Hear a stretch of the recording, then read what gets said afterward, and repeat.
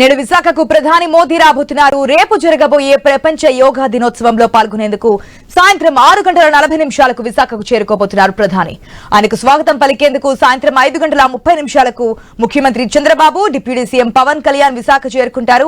రేపు ఉదయం 6:25 యోగాంధ్ర 2025 కార్యక్రమం ప్రారంభమవుతోంది.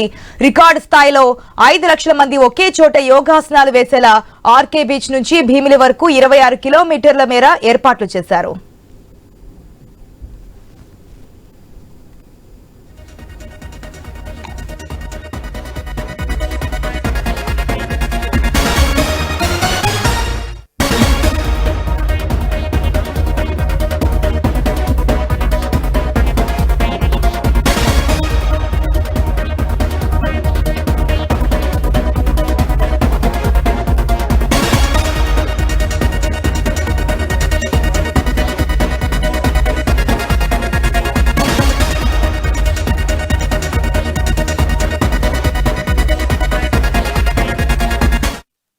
నేడు విశాఖకు ప్రధాని మోదీ రాబోతున్నారు.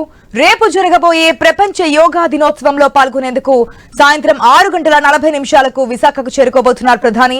అయితే ప్రధానికి స్వాగతం పలికేందుకు సాయంత్రం 5:30 ముఖ్యమంత్రి చంద్రబాబు, డిప్యూటీ సీఎం పవన్ కళ్యాణ్ విశాఖ చేరుకుంటారు. రేపు ఉదయం 6:25 యోగాంధ్ర 2025 కార్యక్రమం ప్రారంభమవుతోంది.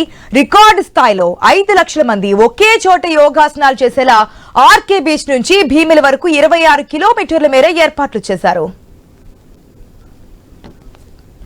రైట్, రేపు జరగబోయే ప్రపంచ యోగా దినోత్సవానికి సంబంధించి ఎటువంటి ఏర్పాట్లు చేశారు? అదేవిధంగా ప్రధాని ఈ రోజు ఈవినింగ్ విశాఖకు చేరుకున్నట్టు తెలుస్తోంది. దీనికి సంబంధించిన అప్డేట్స్ మా ప్రతినిధి రాజు ద్వారా తెలుసుకుందాం.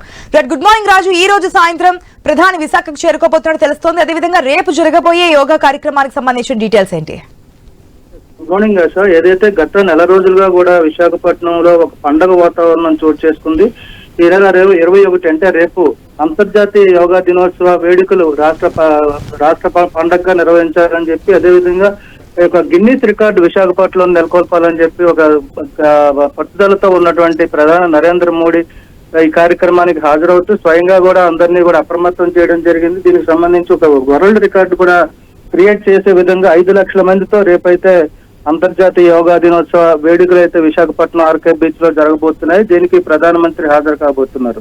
ఈ నేపథ్యంలో ఒక రోజు ముందుగానే, అంటే ఈ రోజు సాయంత్రంకే ప్రధానమంత్రి అయితే విశాఖపట్నం చేరుకుంటారు. సాయంత్రం 7 గంటలకైతే విశాఖపట్నంలోని ఐఎన్ఎస్ డేగాకి అయితే నేరుగా ప్రత్యేక విమానంలో ప్రధానమంత్రి చేరుకుంటారు. అక్కడి నుంచి రాత్రికి నేవల్ గెస్ట్ హౌస్ లో విశ్రాంతి తీసుకుని రాత్రి బస చేసిన అనంతరం రేపు ఉదయం 6:30 ఆర్కే బీచ్ లో జరిగేటువంటి యోగా వేడుకల్లో ప్రధానమంత్రి పాల్గొంటారు. దీనికి సంబంధించి ఇప్పటికే రాష్ట్ర ముఖ్యమంత్రి చంద్రబాబు నాయుడు అనేక సందర్భాల్లో సమీక్షలు కూడా చేయడం జరిగింది. ఎలాంటి ఆటంకాలు లేకుండా కూడా ఈ కార్యక్రమాన్ని నిర్వహించేందుకైతే పూర్తి స్థాయి ఏర్పాట్లు చేశారని చెప్పుకోవచ్చు. దాదాపు 5 లక్షల మందితో యోగా ఆసనాలు రేపు వేయబోతున్నారు. ఇది ఒక వరల్డ్ రికార్డు గా కూడా మారబోతుంది. దీనికోసం ప్రత్యేకంగా ఏర్పాట్లు చేయడం జరిగింది. ప్రత్యేకంగా 3 లక్షల మందికి యోగాసనాల్లో నెల రోజులుగా శిక్షణ కూడా ఇవ్వడం జరిగింది. ఇంత ప్రతిష్టాత్మకంగా చేపడుతున్నటువంటి కార్యక్రమానికి రేపు ప్రధానమంత్రి సమక్షంలో 5 లక్షల మంది యోగాసనాలు అయితే వేయడానికి సిద్ధంగా ఉన్నారని చెప్పుకోవచ్చు. దీనికి సంబంధించిన పూర్తి ఏర్పాట్లు కూడా అధికార యంత్రాంగం చేసింది. ఇప్పటికే మంత్రులు, రాష్ట్ర ముఖ్యమంత్రితో పాటు ఇతర అధికారులు కూడా పూర్తి స్థాయి సమీక్షలు కూడా నిర్వహించి రేపు కార్యక్రమం సజావుగా జరిగేందుకైతే ఏర్పాట్లు చేశారని చెప్పుకోవచ్చు. ప్రధానంగా నరేంద్ర మోడీ ఈసారి 11వ అంతర్జాతీయ యోగా దినోత్సవ వేడుకలు విశాఖపట్నంలో నిర్వహించేందుకు అంగీకరించడం, దానికి తగ్గట్టు ఏర్పాట్లు అయితే రాష్ట్ర ప్రభుత్వాన్ని చేసుకోమని చెప్పడంతో గత నెల రోజులుగా విశాఖపట్నంలో సందడి వాతావరణం నెలకొంది. రేపు నిర్వహించే కార్యక్రమానికి అయితే ట్రాఫిక్ ఆంక్షలు కూడా పూర్తిగా విధించారు. ఏదైతే నరేంద్ర మోడీ పాల్గొనేటువంటి ప్రధాన వేదిక ఆర్కే బీచ్ ఉంది. ఆర్కే బీచ్ నుంచి పార్క్ హోటల్ వరకు దాదాపు 2 కిలోమీటర్ల మేర అయితే పూర్తిగా ఆంక్షలు ఉన్నాయి.